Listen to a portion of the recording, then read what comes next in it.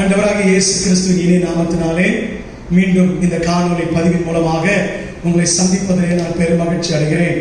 நீங்கள் ஒவ்வொருவரும் சுகமாய் சௌக்கியமாய் சந்தோஷமாய் இருப்பீர்கள் நான் விசுவாசிக்கிறேன். கர்த்தர் ஒவ்வொருவரையும் ஆசீர்வதிப்பாராக. இந்த 8வது மாதத்திலேயும் இந்த முதல் வாரத்திலே நாம் ஒருவேளை கர்த்தருடைய ஆலயத்திலே கூடியிருப்போம் என்று சொன்னால் கர்த்தருடைய பந்தி எடுத்திருப்போம். சோர்ந்து போக வேண்டாம். கர்த்தர் காரியங்களை மாறுதலாய் முடிய பண்ணுவார். சீக்கிரத்திலே நாம் ஆலயத்தில் கூடி கர்த்தருடைய பந்தியை நாம் எடுக்கிற நாட்கள் வந்து கொண்டிருக்கிறது. கர்த்தர் உங்களை ஆசீர்வதிப்பாராக. கடந்த நாளிலே 31ஆம் தேதி நீங்கள் வெள்ளிக்கிழமை நான் கேட்டுக்கொண்டது என்னங்க, நீங்கள் குடும்பமாய் உட்கார்ந்து நீங்கள் ஜெபித்திருப்பீர்கள் என்று நான் விசுவாசிக்கிறேன். இன்னைக்கு ஒவ்வொரு வாரமும் நாம் இப்படி ஜெபத்திலே நம் சபைக்காக ஊக்கமாய் ஜெபிக்க வேண்டும்.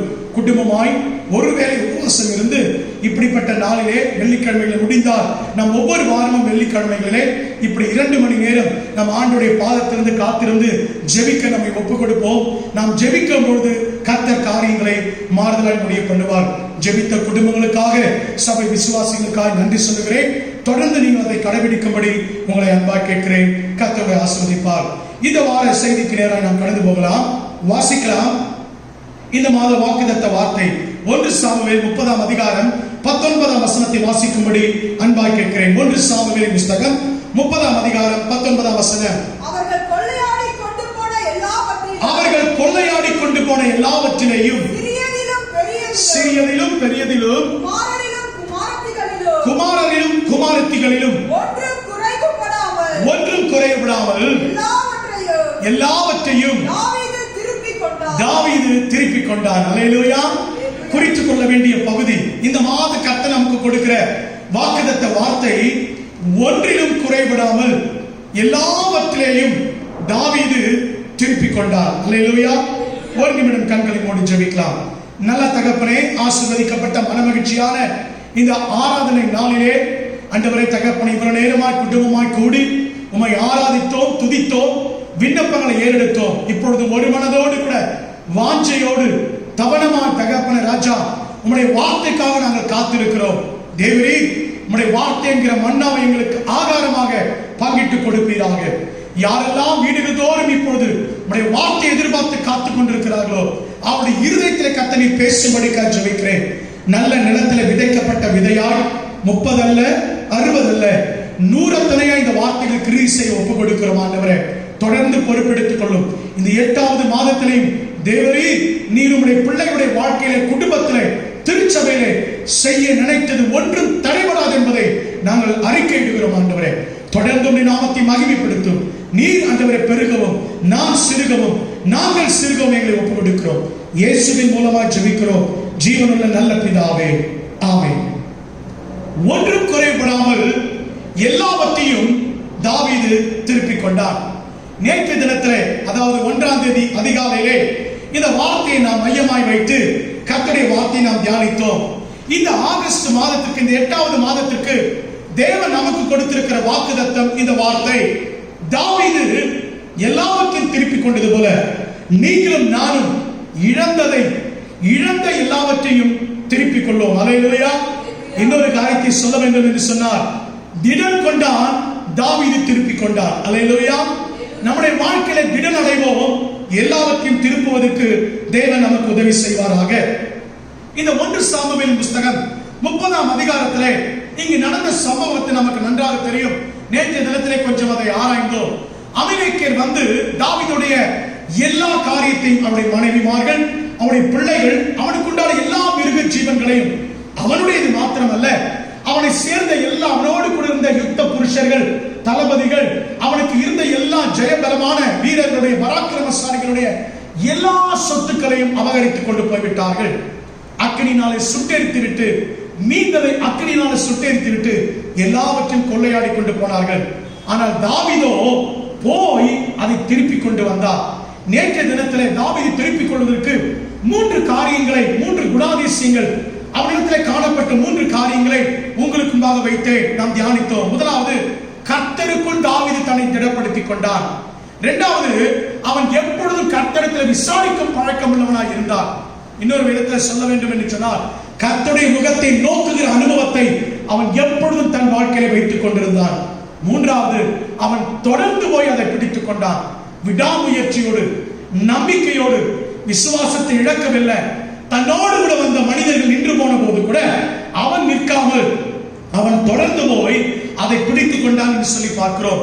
இந்த 3 காரியங்களையும் அவன் உள்ளம் அவனை ஏவினபடினாலே, அவன் ஸ்திரமாய் இருந்தபடினாலே அவன் இழந்ததை திருப்பிக் கொண்டான். எனக்கு அன்பான தேவ ஜனமே, நம்முடைய வாழ்க்கையிலேயும் தாவீதை போல இப்படிப்பட்ட குணாதிசயங்கள் உடையவராய் இருந்தால் நாமும் இழந்ததை, குறிப்பாக இந்த 4 மாதம் இந்த வருஷத்தின் துவக்கத்திலிருந்து ஒருவேளை நாம் பெற நினைத்து பெற முடியாமல் போன, அடைய நினைத்து அடைய முடியாமல் போன, ஒருவேளை நம்மிடத்திலிருந்து இழக்க கொடுத்த எல்லாவற்றையும் நாம் திருப்பிக் கொள்வோம் என்பதில் எந்த விதமான சந்தேகம் இல்லை. அல்லேலூயா.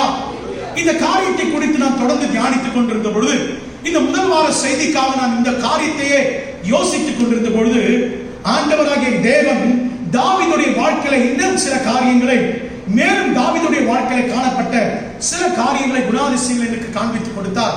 அதற்கு முன்பதாக சில காரியங்களை படித்து தாவீதுடைய வாழ்க்கையுடைய சூழ்நிலைகளை அறிந்து கொண்டு அவரிடத்தில் காணப்பட்ட அந்த குணாதிசயங்களை நாம் இன்றைக்கு தியானிக்க போகிறோம். 2 சாமுவேல் 5ஆம் அதிகாரம் 10ஆம் வசனத்தை நீங்கள் வாசித்து பாருங்கள்.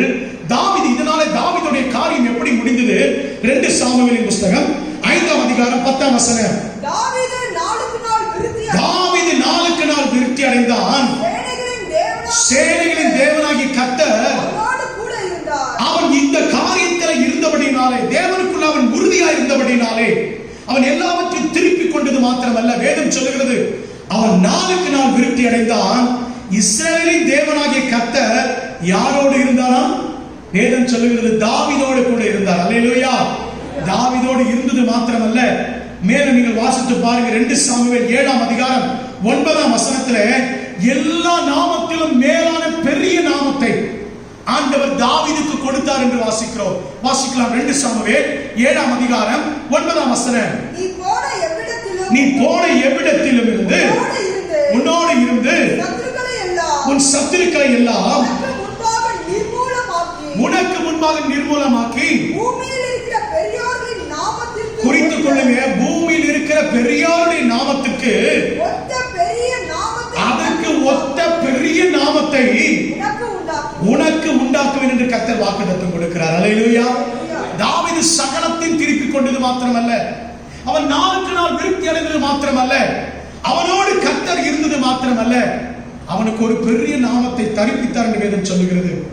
இந்த மனுஷனுடைய முடிவை குறித்து பார்ப்பீங்க சொன்னால், தாவீதுடைய மரண தருவாயை கொஞ்சம் குறித்து நீங்கள் வாசித்து பார்ப்பீங்க சொன்னால், 1 சாமுவேலின் புத்தகம் 29ஆம் அதிகாரம் 28ஆம் வசனத்தில் தாவீதுடைய மரணத்தை குறித்து நாம் வாசிக்கிறோம்.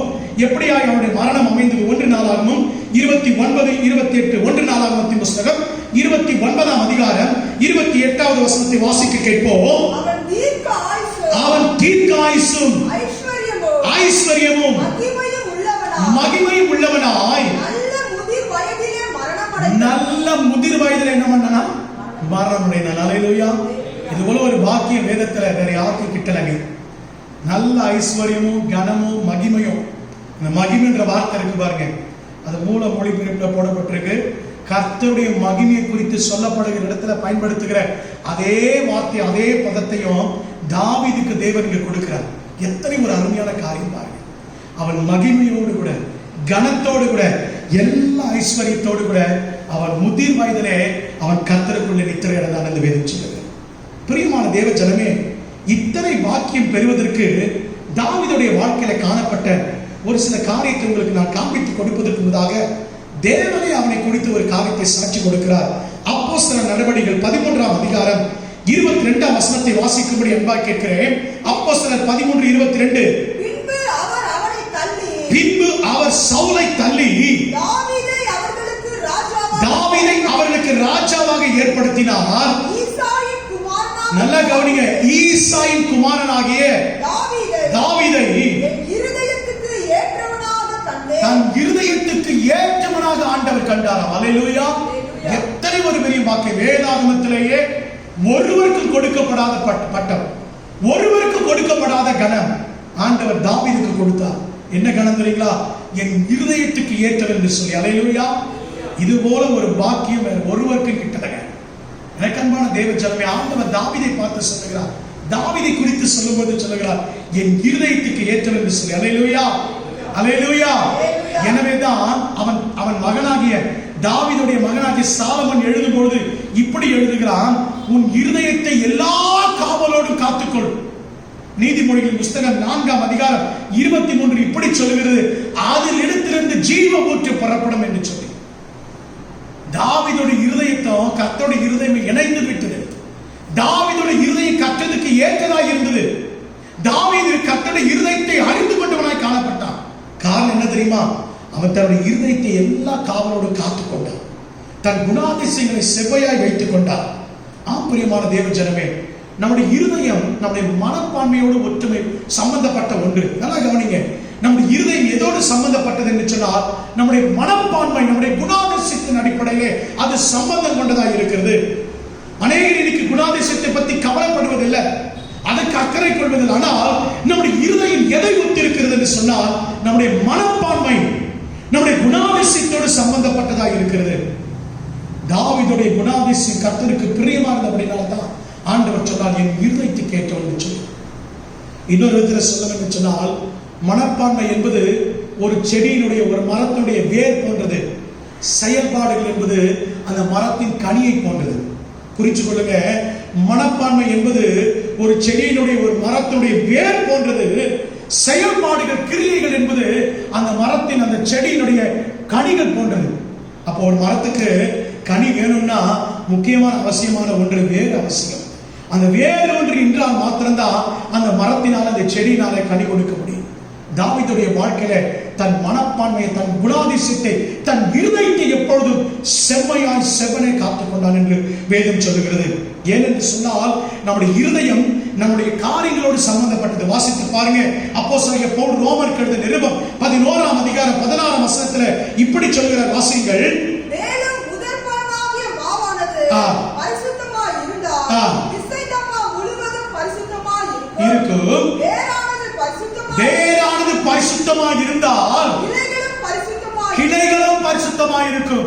நம்முடைய இருதயம் பரிசுத்தமாய் இருந்தால், நம்முடைய மனப்பான்மை பரிசுத்தமாய் இருந்தால், நம்முடைய வாழ்க்கை முழுவதும் நமக்கு ஆசீர்வாதமாய் இருக்கும். எப்படி தாவீதுக்கு இது கிட்டிட்டு, எப்படி தாவீதுக்கு இது ஆசீர்வாதம் உண்டானது, எப்படி தாவீது எல்லாவற்றையும் திருப்பிக் கொண்டார்? கர்த்தர் சொல்லிட்டாரே, இந்த மாதம் இழந்ததை தருவேன்னு சொல்லிட்டு. ஆனா நாம் அதுக்கு தகுதி உள்ளதாய் மாற வேண்டாமா? நம்முடைய வாழ்க்கை அதற்கு தகுதி உள்ளதா இருக்க வேண்டாமா? நம்முடைய குணாதிசயங்கள், நம்முடைய இருதயம் அதற்கேற்றார் போல மாற வேண்டாமா? இன்னைக்கு அநேக விசுவாசத்தை தவறாய் புரிந்து கொள்றோம். வாக்குதத்த வார்த்தையை தவறாய் பிடித்துக் கொண்டு நாம் இருக்கிறதுனால தான் நம்முடைய வாழ்க்கையில் ஆசீர்வாதம் இல்லை. வேதம் சொல்கிறது, தாவீது தன்னுடைய இருதயத்தை, தன்னுடைய மனப்பான்மையை எல்லாவற்றிலும் காத்துக் கொண்டான் என்று சொல்லப்படுகிறது. ரெகோபெயாமை குறித்து வேதம் சொல்கிறது. 2 நாளாகமத்தின் புஸ்தகம் 12ஆம் 14ஆம் வசனத்தை பாருங்க. அவன் தன் தகப்பனாகிய தாவீதுடைய இருதயத்தை போல் இல்லாதபடிக்கு அவன் இருதயம் மிகவும் மோசமான இருதயமாய் காணப்பட்டது. ஆகையினால தான் கர்த்தருடைய ராஜ்யபாரத்தை பிரித்து போட்டார். கர்த்தருடைய ராஜ்யபாரத்தை அவனிடத்திலிருந்து பிடுங்கினார். காரணம் என்ன தெரியுமா? எரேமியாவின் தீர்க்கதரிசன புஸ்தகம் 17ஆம் அதிகாரம் 9ஆம் வசனம் இப்படி சொல்கிறது, இருதயமே திருக்குள்ளதும் மகா கேடுள்ளதுமாய் இருக்கிறது.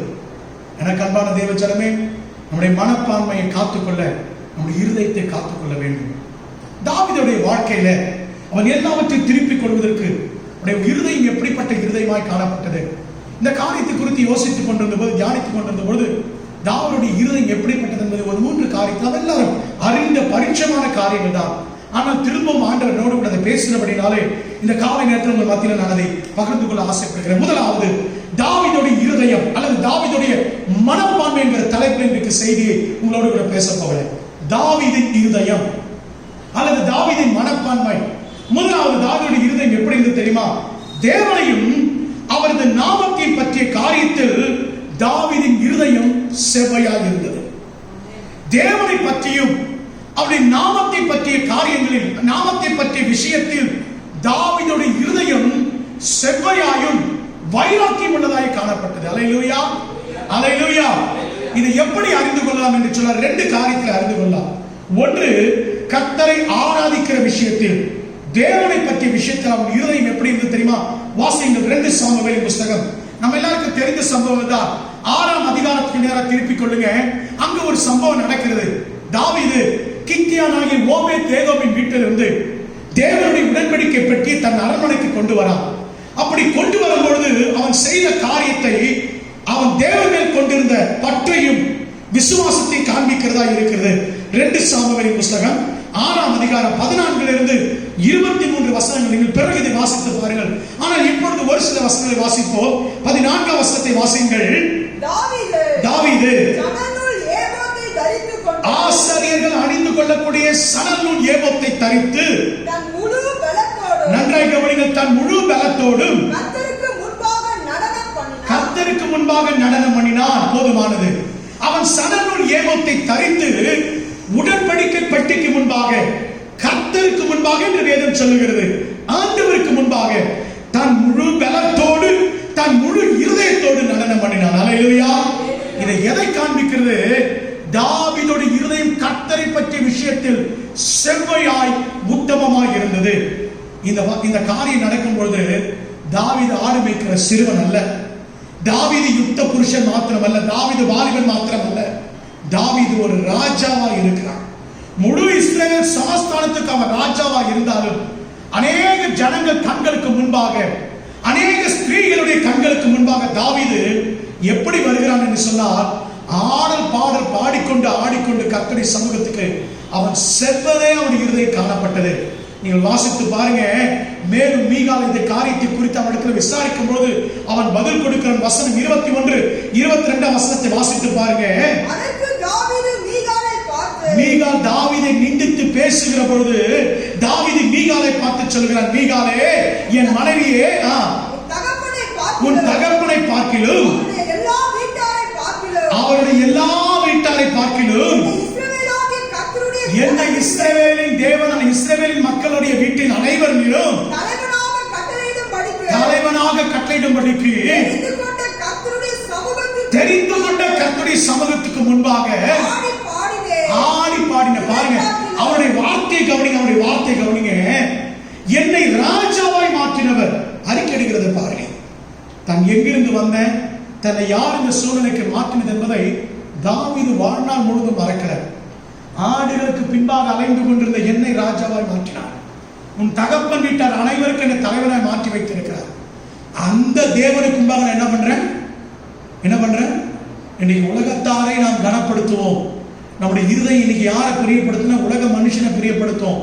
உலக அதிகாரத்தில் உள்ளவங்களுக்கு முன்பாக நம்ம ஆடல் பாடுவோம், எல்லாம் செய்வோம், கையாசைப்போம், காலாசைப்போம், அவர்கள் சொல்லுகிறதெல்லாம் செய்வோம். ஏன்? மனுஷனை பிரியப்படுத்த, அதிகாரத்தில் உள்ளவர்களை பிரியப்படுத்த.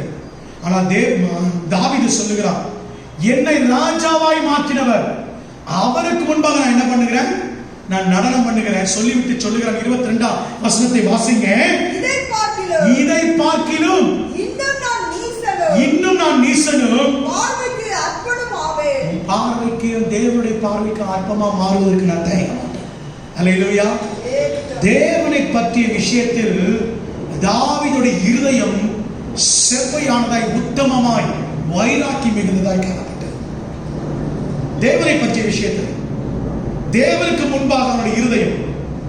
இன்னைக்கு நம்முடைய இருதயம் கர்த்தருக்கு முன்பாக வரும்போது கர்த்தருக்கு கீழ்ப்படுகிறது போல, கர்த்தரை பிரியப்படுத்துகிறது போல இருக்கும். மனுஷனுக்கு முன்பாக போயிட்டுனா மனுஷன காரியம் தான் தேடுவோம். ஆனால் வேதம் சொல்கிறது, தாவீது அந்த இஸ்ரவேல் ஜனங்களை பார்க்கல, தன் மனைவியை பார்க்கல, தனக்கு கீழே இருக்கிற மந்திரிமார்களை பார்க்கல, யுத்த புருஷர்களை, பராக்கிரமசாலியை பார்க்கல, ஏன் தன் பிள்ளைகளை பார்க்கல. அவனுக்கு தெரிந்ததெல்லாம் ஒன்னே ஒண்ணுதான், தன் தேவனுக்கு முன்பாக நான் இன்னும் ஈஸ்வரம் அர்ப்பணமாய் மாறினேன். அல்லேலூயா. இரண்டாவது, தேவனை பற்றிய அவருடைய நாமத்தை பற்றிய விஷயத்துல இன்னொரு காரியத்தை, அவருடைய நாமத்தை பற்றிய வைராக்கியத்துல நீங்க ஒரு சம்பவத்தை பார்ப்பீங்க. அவன் வாலிபனா இருக்கிறான். கோலியாத்துக்கு விரோதமா அவன் இப்பொழுது யுத்தம் பண்ண போகிறான். பாருங்க அங்க நடக்கிற காரியத்தை. 1 சாமுவேல் 17ஆம் அதிகாரத்தில் இந்த சம்பவத்தை நம்ம வாசிக்கிறோம். குறிப்பாய் ஒரு வசனத்தை வாசிங்க, 45ஆம் வசனத்தை மாத்திரம் வாசிங்க. அதற்கு தாவீது பெலிஸ்தரை நோக்கி, நீ பட்டயத்தோடும் ஈட்டியோடும் கேடயத்தோடும் என்னிடத்தில் வருகிறாய், நானோ குறித்துக் கொள்ளுங்க. தாவீதுக்கு இருந்த பக்தி வைராக்கியம், தாவீதுடைய இருதயத்தில் இருந்த ஒரு ஏக்கம் என்ன தெரியுமா? இவன் கர்த்தருடைய நாமத்தை நிந்திச்சுட்டா அவனை சும்மா விடக்கூடாதுன்னு சொல்லி அவன் சொல்லுகிறான், நீ நிந்தித்த இஸ்ரவேலின் தேவனாகிய கர்த்தருடைய நாமத்தினால உன்னிடத்தில் வருகிறேன். அல்லேலூயா. இது எதை காண்பிக்கிறது? தாவீது தேவனுடைய நாமத்தின் மேல் வைத்த வைராக்கியத்தை காண்பிக்கிறது. அல்லேலூயா. எதற்காகவும் யாருக்காகவும் எப்பொழுது தாவீது யாருடைய நாமத்தை விட்டுக் கொடுக்கல? கர்த்தருடைய நாமத்தை விட்டுக் கொடுக்கல. ஆண்டவருடைய நாமத்துக்காக பக்தி வைராக்கியம் பாராட்டுகிற இருதயம் தாவீதுக்குள்ள காணப்பட்டது. அதனால தான் ஆண்டவர் சொன்னாரு, தாவீது என் இருதயத்துக்கு ஏற்றவர் சொன்னார். நாம கர்த்தருடைய இருதயத்துக்கு ஏற்றவர்களா மாறணுமா? நாம தாவீதை போல எல்லா ஆசீர்வாதத்தை திரும்ப பெற்றுக்கொள்ளணுமா? முதலாவது நம்முடைய இருதயம் தேவனை பற்றியும் அவருடைய நாமத்தை பற்றிய விஷயத்துல நம்ம உத்தமமாய் செவ்வாயாய் வைராக்கியம் உள்ளவர்களாக இருக்கிறோம். பாருங்க, ஒருவன் தேவனுடைய நாமத்தை நிந்தித்துட்டான்னு சொல்லிட்டு அவன் எவ்வளவு பெரிய ராட்சசனோ, அவன் எவ்வளவு பெரிய மனுஷன், அதை பத்தி கவலைப்படல. தாவீது அவனுக்கு விரோதமா யுத்தம் பண்ண போறான். அல்லேலூயா, அல்லேலூயா. நீங்க கேட்கலாங்க, தாவீது தேவனுக்காக பக்தி வைராக்கியம் பாருங்க, எதனால சொல்றீங்க? ஒரு சம்பவத்தை வச்சு சொல்றேன். ஒரு நாள் ராஜாவா மாறிட்டான். ராஜாவா மாறி அவன் பெத்லகேமுக்கு போகும்போது அவன் போய் கொண்டிருக்கும்போது 2 சாமுவேல் 16ஆம் அதிகாரம் 5 முதல் 14 வசனங்களை நீங்க வாசித்து பாருங்க. பிறகு நீங்க வீடுகளில் இருக்கிற சமயம் அந்த வசனத்தை அந்த பகுதியை வாசிச்சு பாருங்க. தாவீதும் அவனோடு இருந்த மனுஷர்கள் போறாங்க. சவுலுடைய வேலைக்காரனும் அவனுடைய குடும்பத்தை சேர்ந்த ஒருவனுமாகிய சிமேயி என்கிற மனுஷன் தாவீது என்ன பண்ணினான் தெரியுமா? தூஷித்தான் என்று வேதம் சொல்லுது. தூஷித்தது மாத்திரமல்ல, அவனை அடிக்கும்படிக்கு கைகள்ல கற்கள் எடுத்து அவனை அடித்தான். வாசித்து பாருங்க. 16ஆம் அதிகாரம் 5 முதல் 8 வசனங்களை வாசிங்க. தாவீது ராஜா வந்த பொழுது இதோ சவுலுடைய வம்சத்தானாய் இருக்கிற சிமேயி என்று பேருள்ள புறப்பட்டு தாவீது தூஷித்துக் கொண்டே நடந்து வரான். புறப்பட்ட இடத்துல இருந்து திட்டிக்கிட்டே வரான். இது எதற்கு சொல்றேன் தெரியுமா? தான் நாமத்தை தூஷிக்கும் போது கூட தாவீது கவலைப்படல, தன்னை தூஷிக்கும் போது கூட கவலைப்படல. ஆனா கர்த்தருடைய நாமத்தின் மேல வைராக்கியம் உள்ள என்பதை காண்பிக்கிறதுக்காக சொல்றேன். கர்த்தர் நாமத்தை நிந்திட்டான்னு சொல்லிட்டு அவன் எவ்வளவு பெரிய ராட்சசனா இருந்தாலும் எதிர்க்க போனான். பாருங்க, இங்க சிமேயி அவன் புறப்பட்ட இடத்துல இருந்து தாவீதை தூஷித்துக் கொண்டே வருகிறான். தொடர்ந்து வாசிங்க. சகல ஜனங்களும் சகல பலசாலிகளும் பாருங்க பாருங்க பாருங்க, ஒரு நிமிஷம் இருங்க. சகல பலவான்கள், சகல பராக்கிரமசாலிகள், சகல யுத்த புருஷர்கள் தாவீதுக்கு வலதுபுறமோ இடதுபுறம். தாவீது ஒரு கண்ணை அசைக்கிறதா என்ன இருக்கும் சொல்லுங்க? தாவீது தாம் பட்டயத்து உருவி கூட அவனை வெட்டி போட வேண்டிய அவசியம் இல்லை. அவன் ஒரு கண் அசைவு போதும். அவனுக்கு இருந்த யுத்த புருஷர்களை பத்தி நீங்க பிறகு வாசித்து பாருங்க. அவனுக்கு இருந்த பராக்கிரமசாலிகளை போல வேதாகமத்துல வேற எந்த ராஜாக்கும் பராக்கிரமசாலிகள் இருந்ததில்லை என்று வேதம் சொல்லுகிறது. அப்படிப்பட்ட யுத்த புருஷர்கள். தாவீது சொன்னா பெத்லெகேமில் போயிட்டு அமிலேக்கிய பெலிஸ்தியரின் தண்டுகள் இருக்கிற நேரத்தில் தண்ணீர் கொண்டு வந்த பராக்கிரமசாலிகள் தாவீதுடைய பராக்கிரமசாலிகள். அப்படிப்பட்ட யுத்த புருஷர்கள் தாவீதுக்கு வலதுபுறத்தில் இடதுபுறத்தில் நடந்து கொண்டு வராங்க. இந்த சிமேயை தூஷித்துக் கொண்டே வருகிற கெட்ட வார்த்தையினாலே தாவீதையும் அவன் குடும்பத்தையும் அவருடைய நாமத்தையும் தூஷித்துக் கொண்டே வருகிறான். என்ன நடக்கும் பாருங்க. 2 புறமும் நடந்து வந்து கொண்டிருக்கிறார். வாசிங்க. தாவீதின் மேலும் தாவீது ராஜாவுடைய சகல ஊழியக்காரர்கள் மேலும் கற்களை எறிந்தான். என்ன பண்ணலாம்? ஆமா, ஒரு பைத்தியக்காரன் போல தூஷிக்கிறது மாத்திரமல்ல, கெட்ட வார்த்தையினால தூஷிக்கிறது மாத்திரமல்ல, கற்களை கொண்டு எறிந்து கொண்டு வந்தான். இப்பொழுது தாவீதுடைய புருஷர்கள் ஒருத்தன் கேட்கிறான், ராஜாவே, உம்மை தூஷித்துக் கொண்டு வருகிற இந்த செத்த நாயை நான் வெட்டி போடட்டுமா? நீ ஒரு வார்த்தை சொல்லுங்க. தாவீது என்ன சொன்னா தெரியுமா? நீங்க பிறகு வருகிற 8ஆம் வசனத்தை வாசி பாருங்க. 12ஆம் வசனத்தை வாசி பாருங்க. 12ஆம் வசனத்தை வாசிங்க. கர்த்தரின் சிறுமையை பார்த்து இந்த நாளிலே அவன் நிந்தித்த நிந்தனைக்கு பதிலாக எனக்கு நன்மையை சரி கட்டுமாறுப்பா நீ சொன்னாய். கர்த்தரோட நிந்திக்கும்படிக்கு கட்டளை கொடுத்தா நிந்திக்கிட்டோம். ஒருவேளை கர்த்தருக்கு விரோதமா அவன் ஏழ்மையை நிந்திக்கிறான்னா ஆண்டவர் அதற்கும் சரி கட்டுவார், நீங்க சொன்னாருன்னு சொல்லிக்கலாம். இது எதை காண்பிக்கிறது? தன்னை நிந்திக்கும் போது சும்மா இருக்கிற தாவீது கர்த்தரை நிந்திக்கும் போது என்ன பண்ண? இதுதான் கர்த்தருடைய நாமத்தை பற்றிய விஷயத்தில் தாவீதுக்குள்ள வைராக்கியத்தை காண்பிக்க. கர்த்தருடைய நாமத்தை ஒருத்தன் நிந்திச்சுட்டான்னு அவன் எவ்வளவு பெரிய வீரனோ, அவன் எவ்வளவு பெரிய யுத்த புருஷனோ அதை பத்தி எல்லாம் கவலைப்படல. கையில ஒரு கவன் 5 கூடாக்கள் எடுத்துக்கிட்டு போய் அவன் ஜெயித்தான். ஆனா இங்க ராஜாவா இருக்கிறான், அதிகாரம் உள்ளவனா இருக்கிறான், கண் அசைந்து அவனை கொண்டு போடுறதுக்கு ஆட்கள் இருக்கு. ஆனா தன் நாமத்தை தூஷித்த போதும் தான் மேல கற்களை எறிந்த போதும் அமைதியா இருந்தான். இதுதான் தாவீதுடைய இருதயம். அல்லேலூயா. தாவீதுடைய இருதயம் முதலாவது கர்த்தரை பற்றியும் அவருடைய நாமத்தை பற்றிய விஷயத்துல உத்தமமாய் செவ்வையாய் வைராக்கியமாய் காணப்பட்டது. இரண்டாவது, தாவீதுடைய இருதயம் எப்படிப்பட்டதா இருந்தது? பாவத்தை பற்றிய விஷயத்தில், பாவத்தை பற்றிய காரியத்தில் தாவீதுடைய இருதயம் மனம் திரும்புகிற இருதயமாய் காணப்பட்டது. வாசிக்கலாம், நம்ம எல்லாருக்கும் தெரிந்த சம்பவங்கள் தான். தாவீது உரியாவின் மனைவியாகிய பட்சபாலை இச்சித்து கொண்டு வந்து அவரோடு கூட விபச்சார பாவம் செய்தது மாத்திரமல்ல, உரியாவையும் கொன்று போட்டுட்டான், கொலை பாதகத்தையும் செய்தான். இச்சிக்கிறான், கடமை தவறுகிறான், தன் மனதிலே விபச்சார பாவத்தை செய்கிறான், சரீரத்திலே விபச்சார பாவத்தை செய்கிறான், கடைசியா கொலை பண்ணி போடுகிறான். கொலை பண்ணி போட்டுட்டு அவனுக்கு நடந்த பாவத்தை கூட அவன் தெரியாத அளவுக்கு வாழ்ந்து கொண்டிருக்கிறான். நடந்த காரியம் என்ன? 2 சாமுவேலின் புஸ்தகம் 12ஆம் அதிகாரம் 13ஆம் வசனத்தை வாசிக்க கேட்போம். அப்பொழுது தாவீது நாத்தானிடத்தில், அதுக்கு முந்தின வசனத்தை வாசிங்கமா, நீ ஒளிப்பிடத்தில் அதை செய்த. நாத்தான் தீர்க்கதரிசி வந்து சொல்லுகிறான், நீ ஒளிப்பிடத்தில் அந்த பாவத்தை செய்த நானும் கர்த்தர் சொல்லுகிறார். கவனி, கர்த்தரிடத்திலே பேசுகிறார். கர்த்தரோ வாசிங்க, இந்த காரியத்தை இஸ்ரவேலர் எல்லார் கண்களுக்கு முன்பாக, சூரியனுக்கு முன்பாகவும் செய்விப்பேன் என்றார். நல்ல கவனி, ஆண்டவருக்கு எரிச்சல், கோபம் வந்துருச்சு, இப்படி செஞ்சிட்டீங்கன்னு சொல்லி. ஆனா அது வந்து நாத்தான் தீர்க்கதரிசி சொன்ன பொழுது, நான் அடிக்கடி சொல்லுகிற செய்திகளிலேயும் மற்ற நேரத்தில் சொல்லுகிற காரியம், தாவீது இருந்த பொசிஷனுக்கு, தாவீது இருந்த அந்த ராஜ்ய பாரத்துக்கு ஒருவேளை நாத்தான் தீர்க்கதரிசி என்ன செஞ்சிருக்கலாம்?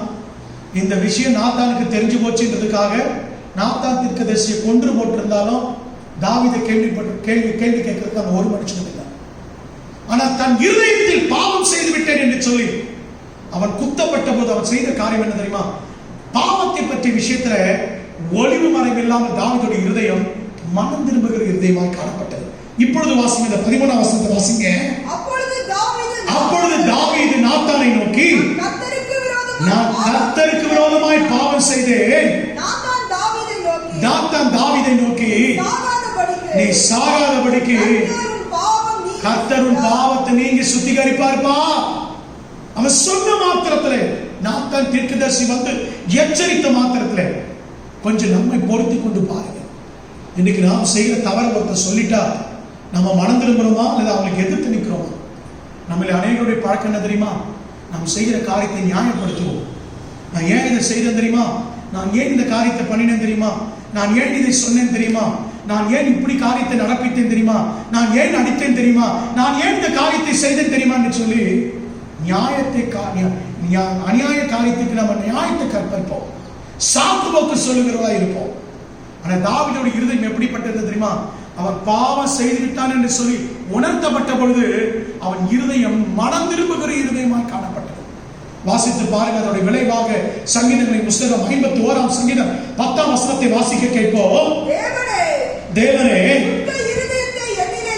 அவன் ஜெபிக்கும் போது கேட்கறத கவனிங்க, சுத்த இருதயத்தை எனக்குள்ள சிருஷ்டியும்.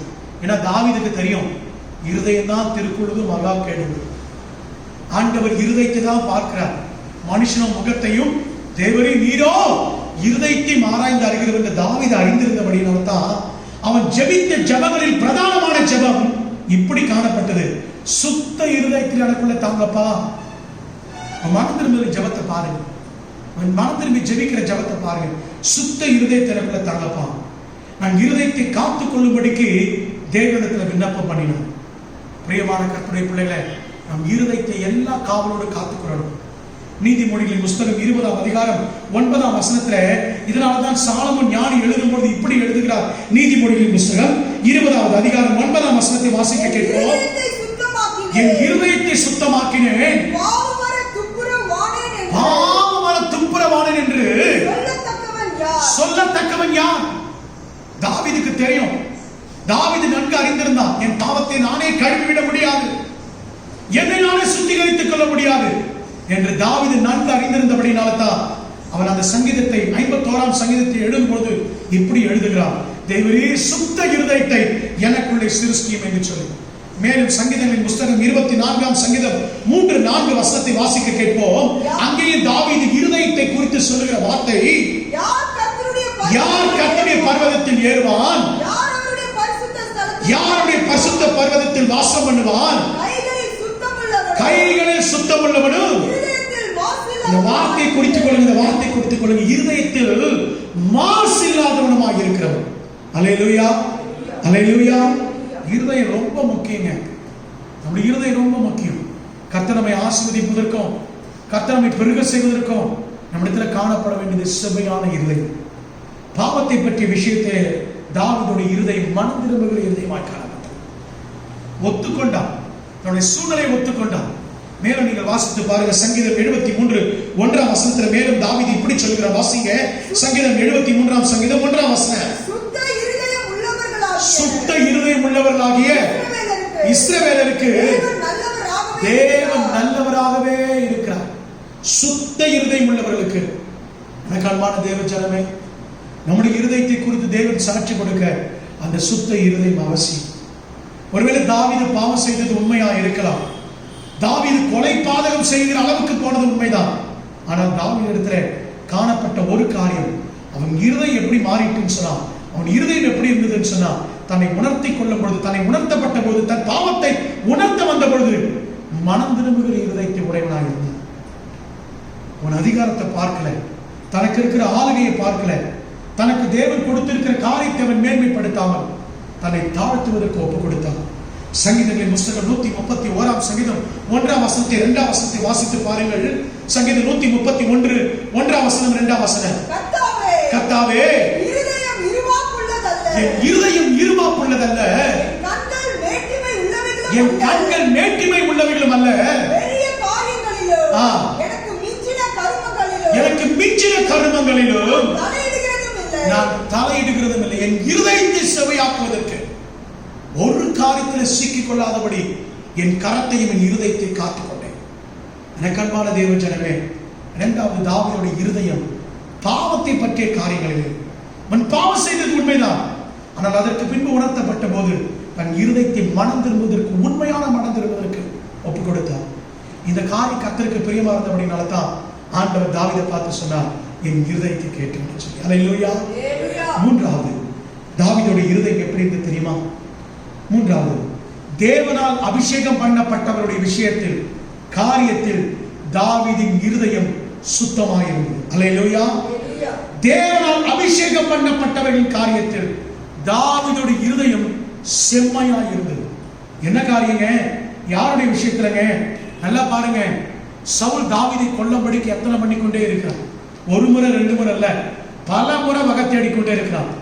என்றைக்கு தாவீது சவுல் கொன்றது 1000, தாவீது கொன்றது 10000 என்று இஸ்ரவேல் பெண்மணிகள் பாடல் மூலமாக அவனுக்கு தெரிவிச்சாங்களோ, அதை கேட்ட அன்றையிலிருந்து சவுல் என்ன பண்ணிட்டான்? காய்மகாரமா பார்க்க ஆரம்பித்து தாவீதை கொல்ல ஆரம்பித்தான். கொல்லுவதற்கு வகை தேடினான். ஆனால் நல்ல கவனிங்க, தாவீது கர்த்தரால் அபிஷேகம் பண்ணப்பட்டவர் என்பது யாருக்கு தெரியும்? யாருக்கு தெரியும்? சவுலுக்கு நல்லா தெரியும். கர்த்தருடைய ஆவியானவர் யார் மேல் இருக்கிறாரு? தாவீது மேல் இருக்கிறார் என்று சவுலே பலமுறை சொல்றான். தன் மகனாகிய யோனத்தான் கிட்ட சொல்லும்போது சொல்றான், கர்த்தராலே அபிஷேகம் பண்ணப்பட்டவன், கர்த்தருடைய ஆவியானவர் தாவீது மேல் இருக்கிறார் என்று சவுல் பலமுறை சொல்றான். ஆனால் அவன் என்ன செய்யறான்? தாவீதை கொல்லும்படிக்கு வகை தேடும். ஆனால் சவுல் அபிஷேகம் பண்ணப்பட்டவன் என்பதை தாவீது அறிந்திருந்தபடினாலே அவன் மேல் கை போடாதபடிக்கு தன் இருதயத்தை செம்மையாய் காத்துக் கொண்டான். அல்லேலூயா. இந்த காரியத்துல தாவீதுடைய இருதயத்தை கொஞ்சம் தியானிப்போமா? பாருங்க, ஒரு முறை இல்ல, 2 சந்தர்ப்பங்களிலே சவுலை கொல்லும்படிக்கு தாவீதுக்கு வகை கிடைக்கிறது. வாசித்து பார்க்கலாம். 1 சாமுவேல் புத்தகம் 24ஆம் அதிகாரம் 1ஆம் வசனத்திலிருந்து 6ஆம் வசனம் வரைக்கும் குறிச்சு கொண்டு நீங்க பிறகு வாசித்து பாருங்க. தாவீது ஒரு கெபியிலே தங்கியிருக்கும் பொழுது அந்த கெபியிலே சவுலும் உள்ளே வருகிறார். சவுல் உள்ளே வரும்போது தாவீதுடைய மனுஷர்கள் சொல்லுகிறாங்க, இது சவுலை கொல்லும்படிக்கு கர்த்தர் உனக்கு கொடுத்திருக்கிற தருணம். யார் கொடுத்திருக்கிறாரு? யார் கொடுத்திருக்கிறாரு? இன்னைக்கு நம்ம விரோதிகள் நம்முடைய கரத்துல மாட்டிட்டாங்கன்னா, அல்லது பழி வாங்குறதுக்கு நேரம் பார்த்துட்டே இருப்போம். ஒரு சந்தர்ப்பம் கிடைச்ச உடனே நம்ம என்ன சொல்லுவோம் தெரியுமா? கர்த்தரே இதை வாய்க்க செய்தான்னு சொல்லுவோம். தாவீதோட இருந்த மனுஷன் சொன்னாங்க, எப்பா இந்த சந்தர்ப்பத்தை உனக்கு உருவாக்கி கொடுத்தது கர்த்தர்னு சொல்லி. ஆனா தாவீது என்ன சொன்னா தெரியுமா? அந்த அதிகாரம் 24ஆம் அதிகாரம் 6ஆம் வசனத்தை வாசிங்க. அவன் தன் மனுஷரை பார்த்து கர்த்தர் அபிஷேகம் பண்ணின என் ஆண்டவன். இன்னும் சவுலை எப்படிதான் பார்க்கிறான்? இன்னும் சவுல் எப்படிதான் பார்க்கறான்? தன் எஜமானாகவே பார்த்து கொண்டிருக்கிறான். ஹல்லேலூயா, ஹல்லேலூயா. எப்படிப்பட்ட எஜமான் தெரியுமா? தன்னை கொல்ல நினைக்கிற எஜமான். இன்னைக்கு யாராவது நமக்கு விரோதமா பேசினா, இன்னைக்கு யாராவது நமக்கு விரோதமா என்ன செஞ்சா எப்ப பழி வாங்கணும்னு காத்துட்டு இருக்கும். அவன் எப்படிப்பட்ட உறவா இருந்தாலும் சரி, கூட பிறந்த உறவா இருந்தாலும் சரி, விசுவாசியா இருந்தாலும் சரி, யாரா இருந்தாலும் சரி, வகை தேடிக்கிட்டே இருக்கும் அவங்களுக்கு பழி செலுத்தப்படுகிறது. ஆனா தாவீதை கவனிங்க, தன் பிராணனை அழிக்கும்படிக்கு வகை தேடுகிற தன்னுடைய அந்த ராஜாவை பார்த்து, சவுலை பார்த்து சொல்றான், என் ஆண்டவன் மேல. அல்லேலூயா. மத்திய அந்த வசனத்தை வாசிங்க. கர்த்தரால் அபிஷேகம் பண்ணப்பட்ட என் ஆண்டவன் மேலே என் கையை போடும்படியாக இப்படிப்பட்ட காரியத்தை நான் செய்யாதபடிக்கு. எவ்வளவு ஒரு அருமையான இருதயம், எவ்வளவு ஒரு செம்மையான இருதயம். ஒருத்தர் நமக்கு விரோதமா செஞ்சுட்டா நேரம் பார்த்துக்கிட்டே இருக்கும், சமயம் வாய்ச்சிக்கிட்டே இருக்கும், அவங்களுக்கு பதில் செய்வதற்காக நம்ம காத்துக்கிட்டே இருக்கும். பதில் செய்கிற வரைக்கும் நமக்கு என்ன வராது? தூக்கம் வராது, சாப்பாடு இறங்காது. என்னை இப்படி பேசிட்டாங்க, எனக்கு இப்படி செஞ்சுட்டாங்க, எனக்கு விரோதமா இப்படி பண்ணிட்டாங்க, என் வேலையில் இப்படி பண்ணிட்டாங்க, என் வியாபாரத்தை இப்படி பண்ணிட்டாங்க, என் குடும்பத்தை இப்படி பண்ணிட்டாங்கன்னு சொல்லி வகத்திக்கிட்டே இருப்போம். பதிலுக்கு பதில், படிக்கு படி வாங்குற வரைக்கும் நமக்கு என்ன வராது? தூக்கம் வராது. நிறைய பேர் சாப்பிட மாட்டான், தூங்க மாட்டான். நிறைய பேரை பார்த்துருக்கேன். நான் சொல்றது விசுவாசிகளை சொல்றேன், உலக மனுஷரை சொல்ல. ரட்சிக்கப்பட்டேன்னு சொல்ற, தேவனால் அபிஷேகம் பண்ணப்பட்ட ரட்சிக்கப்பட்டேன்னு சொல்ற விசுவாசிகளை குறித்து சொல்ற.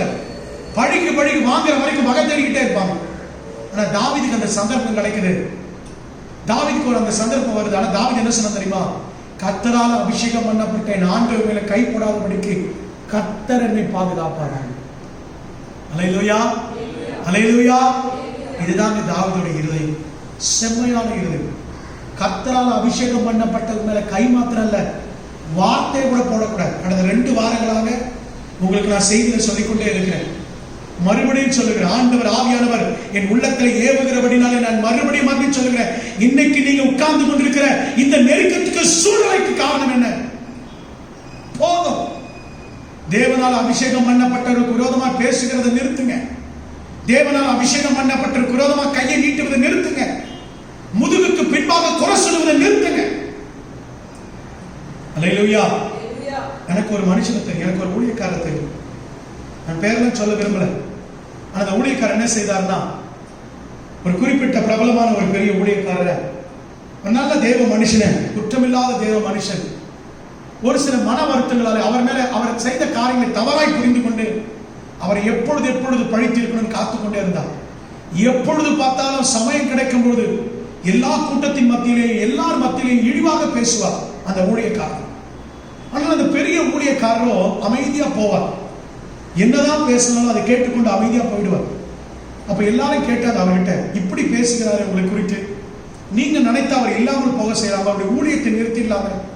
அப்பொழுது அந்த பெரிய ஊழியக்காரர் சொன்னாராம், அது எனக்கு கர்த்தர் கொடுத்த வேலை அல்ல, என்னை தூஷிக்கிறவன் தூஷிச்சுட்டு போட்டார், என்னை சரியா புரிந்து கொள்ளல, என்னை தூஷிக்கிறவன் தூஷித்து கொண்டே போகட்டும்னு சொல்லிட்டு அந்த ஊழியக்காரர் விட்டுட்டு போயிட்டார். நடந்த காரியம் சில மாதங்களுக்குள்ளாகவே அவர் அப்படி செய்ய, அந்த ஊழியக்காரனை பேச துன்மார்க்கமாய் கேவலமாய் அவமரியாதை செய்ய ஆரம்பித்து சில மாதங்களுக்குள்ளே அந்த குறிப்பிட்ட தூஷணம் பண்ணின அந்த ஊழியக்காரர் வியாதியிலே படுத்தார். சில வருஷங்களுக்குள்ளே, ஒரு சில வருஷங்களுக்குள்ளே அவர் மரணித்து போனார். அவர் மரணம் அடைந்து விட்டார். இது உங்களுக்கு நான் பயமுறுத்துவதற்காக சொல்லல. கர்த்தரால் அபிஷேகம் பண்ணப்பட்டவர்களுக்கு விரோதமாய் வாயை திறக்கிறதுக்கு நாம யோசிக்கிறோம், கையை நீட்டுவதற்கு யோசிக்கிறோம். எத்தனையோ பேர் இன்றைக்கு உலகத்தார் ஊழியக்காரனை அடிக்கிறாங்க, ஊழியக்காரனை துன்புறுத்துறாங்க. அது உலகத்து மனுஷனுடைய காரியம். அவனுக்குரிய தண்டனை கர்த்தர் கொடுப்பார். அவன் மேலும் அவன் பிள்ளைகள் மேலும் அவன் குடும்பத்து மேலும் சாபம் தங்கி இருக்கும். அவன் நல்லா வாழ்கிறதா சரித்திரமே இருக்காது. யார் யார் சபையை துன்புறுத்துகிறானோ, ஊழியக்காரனுக்கு விரோதமா பேசுகிறானோ, செய்கிறானோ, உலகத்து மனுஷனுடைய வாழ்க்கையில சாபம். ஆனா நான் வேதனைப்படுறது, கிறிஸ்தவர்கள் இன்றைக்கு ரட்சிக்கப்பட்ட தேவ பிள்ளைங்க அபிஷேகம் பண்ணப்பட்ட விரோதமா பேசுகிறது, துணியுது, முதுகுக்கு பின்பாக போய் பேசுகிறது, நேர்ல புகழ்றது, பின்பாக போய் பேசுகிறது. எனக்கு பிரியமான தேவ ஜனமே, சாத்தான் அப்படிப்பட்ட தந்திரங்களை, உபாயங்களை உங்களிடத்தில் கொண்டு வருவான், சந்தர்ப்பங்களை உருவாக்கி கொடுப்பான். நீங்க அப்ப சொல்ல வேண்டிய ஒரு காரியம் தெரியுமா? தேவனால அபிஷேகம் பண்ணப்பட்ட எங்க ஊழியக்காரர், எந்த ஊழியக்காரர் மேலையும் நாங்கள் கைகளையோ வார்த்தைகளை போடுவதற்கு நாங்கள் துணிய மாட்டோம் என்று சொல்லணும். பாருங்க, தாவீதுடைய வாழ்க்கையில கர்த்தரனை காப்பாளர் சொன்ன இது ஒரு முறை மாத்திரமல்ல. நீங்கள் வாசித்து பாருங்க, அதே 1 சாமுவேலின் புஸ்தகம் 26ஆம் அதிகாரம் 7 முதல் 11 வசனங்கள் வரைக்கும் இரண்டாவது ஒரு சந்தர்ப்பம் நடக்குது. இரண்டாவது ஒரு வாய்ப்பு பாருங்க. அந்த இரண்டாவது வாய்ப்பிலேயும் அவருடைய ஊழியக்காரன் சொல்றாங்க, இப்பொழுது பாளையத்தில் படுத்து உறங்கிக் கொண்டிருக்கிறார் சவுல். வனாந்தரத்திலே தன்னுடைய எல்லா படைகள் சூழ அவர்கள் தூங்கிக் கொண்டிருக்க, அவர்கள் நடுவிலே தூங்கிக் கொண்டிருக்கிறார் சவுல். இப்பொழுது அவங்க ஊழியக்காரன் சொல்றாங்க, நீ மெதுவா போய் சவுலுடைய தலையை வெட்டி போடு என்று சொல்றாங்க. அதுக்கு தாவீது என்ன சொன்னா தெரியுமா? வாசித்து பாருங்க, 26ஆம் அதிகாரம் 9ஆம் வசனத்தையும் 11ஆம் வசனத்தையும் 2 வசனத்தை வாசிக்கும்படி அன்பா கேட்கிறேன். தாவீது அபிசாயை பார்த்து அவரை கொல்லாதே. அப்பா, நான் கொல்றது மாத்திரம் இல்ல, நீ கூட அவர் என்ன பண்ணக்கூடாது, கொல்லாதே. கர்த்தர் அபிஷேகம் பண்ணுவித்தவர் மேல் தன் கையை போட்டு குற்றமில்லாமல் போகிறவன் யாரப்பா என்று சொன்னான். கர்த்தரால அபிஷேகம் பண்ணப்பட்டவர் மேல கையையும் வார்த்தையும் போட்டு ஒரு மனுஷனும் நல்லா வாழ முடியாது தாவீது சொல்றான். குற்றமில்லாமல் போகாது, ஜாக்கிரதை. நான் கொல்ல மாத்திரம் என்பது மாத்திரமல்ல, நீ கூட போய் கொல்லக்கூடாது. நான் மாத்திரமல்ல, சபை விசுவாசிகளும் சரி, எந்த சபையும் எந்த ஊழியக்காரன் குறை சொல்லக்கூடாது. கர்த்தருக்கு அவங்களுக்குமான விஷயம். ஒருவேளை சவுல் துர்மார்க்கமான இருக்கலாம், சவுல் கர்த்தருக்கு பிரியமில்லாதவனா இருக்கலாம், சவுல் கர்த்தருக்கு விரோதமான காரியத்தை பண்ண. ஆனா ஒரு காரியம், அவனும் தேவனால அழைக்கப்பட்டவன் தான் என்பதை மறந்துடக்கூடாது. எல்லா ஊழியக்காரங்களும் கர்த்தரால் அழைக்கப்பட்டவங்க தான். எல்லா ஊழியக்காரங்களும் ஏதோ ஒரு சந்தர்ப்பத்தில் கர்த்தராலே அபிஷேகம் பண்ணப்பட்டு தெரிந்து கொள்ளப்பட்டவர்கள் தான். ஒருவேளை இப்ப அவங்க துர்மார்க்கமா போகலாம், பாவத்தை செய்யலாம், கேடான காரியங்களை செய்யலாம், தவறான காரியத்தை செய்யலாம். ஆனா அவன் மேல வார்த்தையும் கரத்தையும் போடுறதுக்கு நமக்குரிய காரியம் அல்ல. நல்லா கவனிங்க. இது எது வரைக்கும் சொல்லு தெரியுமா? சவுல் இப்பொழுது மரணம் அடைஞ்சிட்டான். சவுல் யுத்தத்தில் செத்து போயிட்டான். செத்து போயிட்ட போது அது தாவீதுடைய இருதயம் பாருங்க, அவனுடைய இருதயம் செம்மையான இருதயம் என்பதற்கு ஒரு வசனத்தை வாசிங்க. 2 சாமுவேலின் புஸ்தகம் 1ஆம் அதிகாரம் 11-12 வசனங்களை வாசிக்க கேட்போம். 2 சாமுவேல் 1:11-12 வசனங்களை வாசிக்க கேட்போம். அப்பொழுது தாவீதும் அவனோடு இருந்த சகல மனுஷர்களும் தங்கள் வஸ்திரங்களை கிழித்துக் கொண்டு சவுலும் அவன் குமாரனாகிய யோனத்தானும் கர்த்தருடைய ஜனங்களும் இஸ்ரவேல் குடும்பத்தாரும் பட்டயத்தாலே விழுந்தபடினாலே புலம்பி அழுது சாயங்காலம் மட்டும் உபவாசம் இருந்தாங்க. யாருக்காக உபவாசம் இருந்தாங்க? யாருக்காக உபவாசம் இருந்தாங்க? இப்படி சொல்லுங்க. சவுல் என்பதை விட தன்னை கொல்ல வகை தேடினவனை இறந்துட்டான் செய்தி கேட்ட பொழுது, இன்னைக்கு நம்ம விரோதிக்கு ஏதாவது நடந்துச்சுன்னா, இன்னைக்கு நம்ம எதிர்த்தவங்களுக்கு ஏதாவது ஒண்ணு நடந்துச்சுன்னா, அன்னைக்குதான் நம்ம நல்லா சாப்பிடுவோம், அன்னைக்குதான் நல்லா தூங்குவோம், அன்னைக்குதான் ட்ரீட் வைப்போம். எதுக்கு யார் ட்ரீட்? என் சத்துரு ஒழிச்சு போனான், அப்பாடா என் சத்துரு இல்லாம போயிட்டான். அப்படியா? அபிஷேகம் பண்ணப்பட்டவர்களுக்கு விரோதமாய் தாவீது தன் இருதயத்தில் எண்ணமும் துணியல. அவன் இறந்த செய்தியை கேட்டபொழுது, யோனத்தான் இறந்த செய்தியை கேட்டபொழுது தாவீது அழுது புலம்பி துக்கித்து உபவாசம் இருந்தான் என்று வேதம் சொல்றான். ஒரு மனுஷன் தாவீது சவுல் இறந்து போன பாளையத்திலிருந்து வருகிறான், வந்து சொல்றான், சவுல் கொஞ்சம் உயிரோடு கூட இருந்துட்டு இருந்தாரு, என்னை கூப்பிட்டு சொன்னாரப்பா, அவன் கையில சாகிறத விட உன் கையில செத்து போறேன், கொன்று போடுனாரு, நான் மறுபடியும் சவுல் அந்த பட்டயத்தோடு உருவி சாகடித்துட்டேன்னு சொல்லிட்டு தாவீது கிட்ட வந்து ஒருத்தன் சொன்னான். அவன் என்ன நினைச்சு வந்து சொன்னான் தெரியுமா? இதை சொன்னா தாவீது என்ன தருவான்? எதை கொடுப்பான்? வெகுமதி கொடுப்பான், பரிசு கொடுப்பான். அவன் எதிராளியை நான் கொன்று போட்டுட்டேன், கொஞ்சம் கூட உயிர் இல்லாம கொன்று போட்டுட்டேன், நான் போய் சொன்னா எனக்கு பரிசு கொடுப்பான்னு சொன்னான். தாவீது என்ன செஞ்சான் தெரியுமா? தானும் கொல்லல, தன்னை சேர்ந்தவளை கொல்ல வைக்கல. அப்படி சவுல மேல கையப்பட்ட ஒரு மனுஷனுக்கு என்ன செஞ்சான் தெரியுமா? வாசிங்க 2 சாமுவேலின் புஸ்தகம் 1ஆம் அதிகாரம் 13-15 வசனங்களை வாசிக்க கேட்போம். தாவீது தனக்கு அறிவித்த வாலிபனை கண்டு நீ எவ்விடத்தான் என்று கேட்டான். நான் இஸ்ரவேலை சேர்ந்தவன் அல்ல, நான் அந்நிய தேசத்தை சேர்ந்தவன் என்று சொன்னான். நான் அபிஷேகன் என்றான். தாவீது அவனை நோக்கி கர்த்தர் அபிஷேகம் பண்ணின மனுஷன் மேலே கொன்று போடும்படிக்கு நீ உன் கையை நீட்ட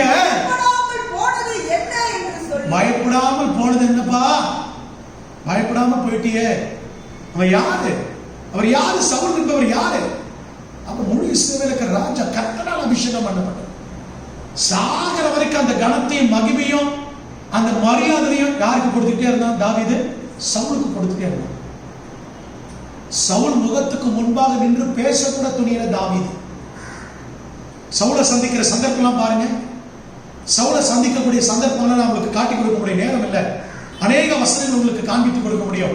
சவுலை சந்திக்கும் போது தாவீது என்ன சொல்ல தெரியுமா? என் எஜமானனே, என் எஜமானனே, என் எஜமானனே, இப்படிதான் கூப்பிடுவோம் சவுலை. அவன் இருதயம் எப்படி இருந்ததுன்னு பாருங்க. ஏங்க சும்மா தேவனுடைய இருதயத்துக்கு ஏற்றவா நீங்களும் நானும் மாறிட முடியாதுங்க. நம்முடைய குணாதிசயம் மாறணும். இன்னைக்கு ஜெபம் பண்ணா பைபிளை படிச்சா தேவனுடைய இதயத்துக்கு மாறிடுவோம் கிடையாது. யார் வேணாலும் ஜெபிக்கலாம், யார் வேணாலும் வேதத்தை வாசிக்கலாம். சாத்தானுக்கு உங்களை என்னை விட வேதம் நல்லா தெரியும். உங்களை என்னை விட சாத்தானுக்கு வேதம் நல்லா தெரியும். அவன் தேவனுடைய இதயத்துக்கு ஏற்றவன மாறிட முடியாது. குணாதிசயம், மனப்பான்மை, இருதயம் மாறணும். நம்முடைய குணங்கள்ல மாற்றம் வராம தேவனுக்கு பிரியமா மாற முடியாது. விசுவாசம் இல்லாமல் கர்த்தருக்கு பிரியமா இருப்பது கூடாத காரியம். நம்முடைய குணாதிசயங்களை மாற்றம் தாவீதுக்குள்ள அது இருந்தது. அவன் என்ன செய்தான் தெரியுமா? அந்த வாலிபனுக்கு, நீ பயப்படாமல் போனது என்னப்பா? ஒரு தேவ மனுஷனாச்சே, அபிஷேகம் பண்ணப்பட்டவன் உனக்கு தெரியல, இஸ்ரவேல் ராஜாவா இருக்கிறவன் தேவனால் அழைக்கப்பட்டவன் உனக்கு தெரியல, அந்த மனுஷனை கொண்டு போடுறதுக்கு நீ பயம் இல்லாம போனது என்ன? கேட்டுட்டு செய்யற வாசிக்க, தொடர்ந்து வாசிக்க. என்ன செய்யறான்? தன் வாலிபரில் ஒருவனை கூப்பிட்டு கிட்ட போய் அந்த கைய போட்ட அந்த வாலிபன் மேல விழுந்து அவனை வெட்டு என்றான். அவன் அவனை வெட்டினான். நல்லா கவனிங்க, நல்லா கவனிங்க. தானும் கைப்பட துணியல, தன்னோடு இருக்கிற மனுஷனும் கைப்பட துணிய விடல, கைய போட்ட மனுஷனை சும்மா விடல. அல்லேலூயா, அல்லேலூயா. கர்த்தரால் அபிஷேகம் பண்ணப்பட்டவர்கள் கர்த்தருக்கு பரிசுத்தமானவர்கள், கர்த்தருக்கு பரிசுத்தமானவங்க. தேசம் இன்னைக்கு ஒடுங்கி போயிருக்கிறது காரணம் நீங்க என்ன நினைக்கிறீங்க? தேசம் பொருளாதார வீழ்ச்சி கண்டிருக்கிறதுக்கு காரணம் என்ன நினைக்கிறீங்க? இன்னைக்கு தேசமே உலக நாடுகளை இன்னைக்கு ஸ்தம்பித்து போய் கொண்டிருக்கிறதே காரணம் என்ன? திருச்சபைக்கும் அபிஷேகம் பண்ணப்பட்ட ஊழியக்காரனுக்கும் உண்மையான விசுவாசிகளுக்கு விரோதமாய் கடந்த காலத்தில் நடந்த ரத்தம் சிந்துதல். சபையை அடித்து உடைக்கும் போதெல்லாம் தெரியல, இப்போ ஊழியக்காரனை கொன்று போடும் போது தெரியல, விசுவாசிகளை அவமானப்படுத்தும் போது தெரியல. இன்னைக்கு தேசம் புலம்பி அழுது கொண்டிருக்கிறது. இன்னும் 2 வருஷம் ஆனாலும் சீராகாது, இன்னும் 10 வருஷம் ஆனாலும் இதோட பாதிப்பு இருக்குன்னு புலம்பி கொண்டிருக்கிறாங்க. காரணம் வேற ஒண்ணும் இல்லை. அபிஷேகம் பண்ணப்பட்ட தேவ சபைக்கு விரோதமா, அபிஷேகம் பண்ணப்பட்ட ஊழியக்காருக்கு விரோதமா என்னைக்கு தேசம் தன் கையையும் வார்த்தையும் போடுதோ, எந்த ஒரு மனுஷன் துணிறானோ அன்னைக்கு நாசமா அழிவ ஆரம்பிச்சு. எனக்கு அன்பான தேவ ஜனமே, தாவீதுடைய இருதயம் அபிஷேகம் பண்ணப்பட்ட ஒரு விஷயத்துல செவ்வையா இருந்தது. ஒரே ஒரு வசனத்தை மாத்திரம் நான் வாசித்து முடிக்க விரும்புகிறேன். அவன் இப்பொழுது இறந்துட்டான், சவுல் இறந்துட்டான். சவுல் இறந்த செய்தியை அறிவிக்கிறது கூட தாவீது என்ன பண்ணான் தெரியுமா? விருத்த சேதனம் இல்லாதவங்க கேட்டு சவுலுடைய மரணத்தை குறித்து மகிழ்ச்சி அடையாதபடிக்கு அந்த செய்தியை கூட பரப்பாம விட்டுட்டான். வாசிக்க 2 சாமுவேல் 1ஆம் அதிகாரம் 20வது வசனத்தை வாசிக்க கேட்போம். 2 சாமுவேல் 1:20. பெலிஸ்தியரின் குமாரத்திகள் சந்தோஷப்படாதபடிக்கும் விருத்த சேதனம் இல்லாதவர்கள் குமாரத்திகள் களி கூறாதபடிக்கும் அதை கால் பட்டணத்திலே அறிவியாமலும் அஸ்கலோனின் வீதிகளில் பிரஸ்தாபப்படுத்தாமலும் இருங்கள் என்று சொன்னான். சவுல் இறந்துட்ட செய்தி நீங்க பரப்பாதீங்கப்பா, போய் சொல்லாதீங்க. எவ்வளவு ஒரு இந்த வசனத்தை தியானிக்கும் போது உண்மையிலங்க தாவீதை குறித்து ஒரு மிகப்பெரிய மரியாதை உண்டாகுதுங்க, தாவீதுக்கு கனம் உண்டாகுதுங்க. அதனால தான் ஆண்டவர் சொன்னார், தாவீது என் இருதயத்துக்கு ஏற்றவன் என்று சொல்லி, என் இருதயத்துக்கு ஏற்றவன் என்று சொல்லி. முதலாவது தாவீதுடைய இருதயம் தேவனை பற்றியும் அவருடைய நாமத்தை பற்றிய விஷயத்தில் உண்மையாய், உத்தமமாய், வைராக்கியமாய். தாவீதுடைய இருதயம் பாவத்தை பற்றிய விஷயத்தில் மனம் திரும்புகிற இருதயமாய் காணப்பட்டது. அறிக்கையிட்டு மனம் திரும்புகிற இருதயமாய், ஒத்துக்கொள்ளுகிற இருதயமாய் காணப்பட்டது. மூன்றாவது, தாவீதுடைய இருதயம் அபிஷேகம் பண்ணப்பட்ட தேவதாசனுடைய காரியத்தில விஷயத்தில அவருடைய இருதயம் எப்படி தெரியுமா? செவ்வையாயிருந்தது. இந்த மூன்று காரியத்தில் தாவீது உத்தமமா இருந்தபடினால்தான் அவருடைய இருதயம் கர்த்தருக்கு ஏற்றதாக இருந்தது. கர்த்தர் சொல்லுகிறார், என் இருதயத்துக்கு ஏற்ற என் தாசன் ஆகிய என் தாசன் என்று ஆண்டவர் சொல்லுகிறார். பழைய ஏற்பாட்டுல 7 பேருக்கு இந்த பட்டம் கிடைச்சது. என் தாசன், என் ஊழியக்காரன், என்னுடையவர் என்று ஆண்டவர் 7 பேருக்கு தான் பட்டத்தை கொடுத்தார். கர்த்தருக்கு சித்தமானால் இந்த மாதத்துல இன்னொரு நாள் அந்த செய்தியை கேட்கலாம். என் தாசன், என் ஊழியக்காரன், 7 பேருக்கு தான் கர்த்தர் அந்த பட்டத்தை கொடுத்தார். அதுல ஒரு மனுஷன் தாவீது. எனக்கு அன்பான தேவச்சனங்கள், தாவீது எல்லாவற்றையும் திருப்பிக் கொண்டார். கர்த்தர் அவனை வர வர ஆசீர்வதித்தார். பலத்தவனானான். அவன் பேர் பெற்றவனா இருந்தான். அவன் மரணம் கூட ஆசீர்வாதமாக தான் இருந்தது. அப்படிப்பட்ட ஒரு வாழ்க்கை வேணுமா? இந்த 8வது மாசத்துல இழந்ததை திரும்ப தருவதை நாம் பெற்றுக்கொள்வதற்கு நம்முடைய இருதயம் தாவீதுடைய இருதயத்தை போல செவ்வையாக இருக்க வேண்டும். கண்கள் மூடி, எல்லா கண்களையும் மூடி, முடிந்த யாவரும் முழங்கால் பண்ணிட்டு, வீடுகள் தோறும் நீங்கள் இருக்கிறவங்க எல்லாம் முழங்கால் பண்ணிட்டு, நம்முடைய இருதயம் உத்தமமாய், செவ்வையாய், நம்முடைய இருதய கர்த்தரை பற்றிய விஷயத்தில், அவருடைய நாமத்தை பற்றிய விஷயத்தில் உண்மையாய், உத்தமமாய், வைராக்கியமாய் காணப்படும். இரண்டாவது, பாவத்தை பற்றிய விஷயத்தில் நம்முடைய இருதயம் மனம் திரும்புகிற இருதயமாய் காணப்படணும். மூன்றாவது, அபிஷேகம் பண்ணப்பட்ட தேவதாசனுடைய விஷயத்தில் நம்முடைய இருதயம் செவ்வையானதாக இருக்கும். அப்படி இருப்போம் என்று சொன்னால் கர்த்தர் நம்மை ஆசீர்வதிப்பார் என்பதில் எந்த விதமான சந்தேகம் இல்லை. ஒப்பு கொடுப்போமா? தாவீதை போல ஒப்பு கொடுப்போமா? ஹல்லேலூயா. விண்ணை வீட்டு என் கண்ணை அகற்றிடே, விண்ணை வீட்டு என் கண்ணை அகற்றிடே, மண்ணின் வாழ்வையும் குப்பைய என்னவே, மண்ணின் வாழ்வையும் குப்பைய என்னவே, விண்ணின் வார்த்தைக்கு என்னை தருகிறேன், உண்மை உள்ளவர் என்றாழப்பி, விண்ணின் வார்த்தைக்கு என்னை தருகிறேன், உண்மை உள்ளவர் என்றாழப்பி.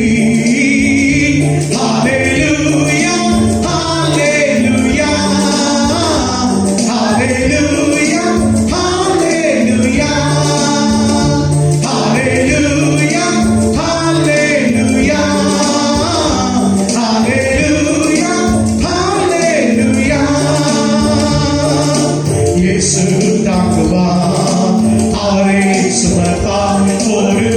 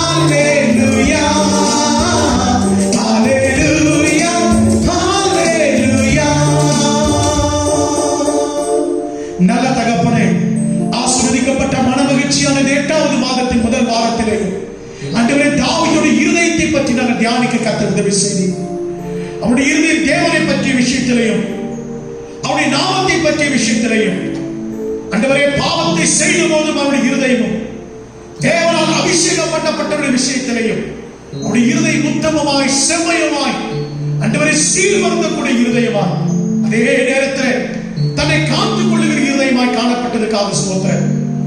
அப்படிப்பட்ட தாவீதை பார்த்து நீ சொல்லி என் இருதயத்துக்கு ஏற்றவன் என்று சொல்லி நாங்களும் பிதாவினிடத்திலே அப்படிப்பட்ட ஒரு சாட்சியை பெற்றுக் கொள்ளும்படி கர்த்தராக இயேசு கிறிஸ்துவினிடத்திலே அப்படிப்பட்ட ஒரு சாட்சியை பெறும்படி இந்த காலை நேரத்தில் எங்களை அர்ப்பணிக்கிறோம் ஆண்டவரே.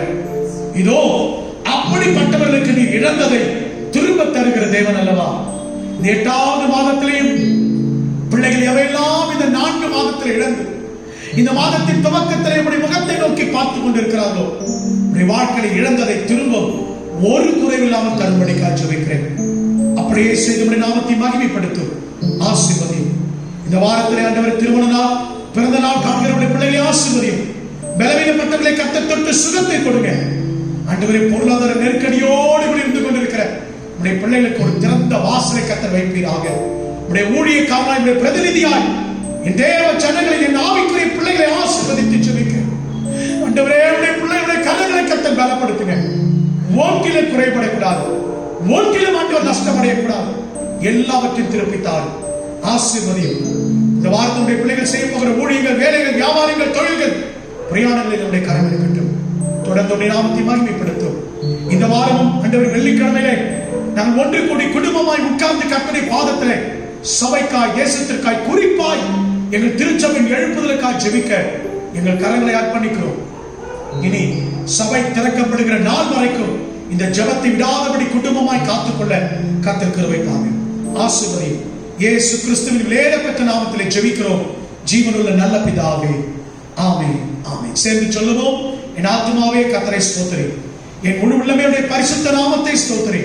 என் ஆத்துமாவே கர்த்தரை ஸ்தோத்திரி, அவர் செய்த சகல உபகாரங்களை மறவாதே. ஆமென். நம்முடைய கர்த்தராகிய இயேசு கிறிஸ்துவின் கிருபையும் பிதாவாகிய தேவனுடைய அன்பும் பரிசுத்த ஆவியானவருடைய அன்யோன்ய ஐக்கிய சமாதான வழிநடத்த சுகமும் பெறணும் இப்பொழுதும் எப்பொழுதும் சதா காலம் நம் அனைவரோடும் கிறிஸ்து மத்திய ஆலயத்தில் வந்து திருச்சபையாகிய மனவாட்டியாகிய திருச்சபை எடுத்துக் கொள்ளப்படுகிற நாள் வரைக்கும், நேரம் வரைக்கும் இருப்பதாக. ஆமென், ஆமென். God bless you. கர்த்தர் ஆசீர்வதிப்பார்.